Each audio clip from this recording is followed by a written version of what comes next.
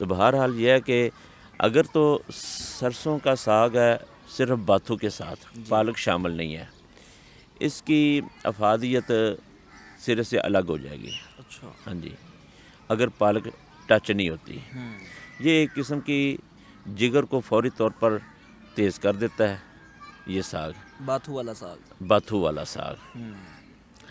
اور جن لوگوں کے جگر اور جگر کے متحد جو سسٹم ہے، حدود ناقلہ جاذبہ کا فیل جو ہوتا ہے یہ کمزور ہوتا ہے، وہ فوری طور پر تیز ہو جاتا ہے، اور اس کے نتیجے میں سارا جسم برابر کا گرم ہونا شروع ہو جاتا ہے، جسم کے اندر گرمائش وہ بڑھ جاتی ہے، حدت بڑھ جاتی ہے، اور سردی آہستہ آہستہ ختم ہونا شروع ہو جاتی ہے، کھانا کھاتے کھاتے جسم کے اندر حرارت پیدا ہو جاتی ہے، اور خون کی بھی ساتھ ساتھ صفائی ہوتی ہے، اور سب سے بڑی بات یہ ہے کہ معدے کی ایسیڈیٹی جو بڑی ہوتی ہے وہ کنٹرول ہونا شروع ہو جاتی ہے۔ اچھا۔ معدے کے لیے یہ بہترین قسم کا فارمولہ ہے۔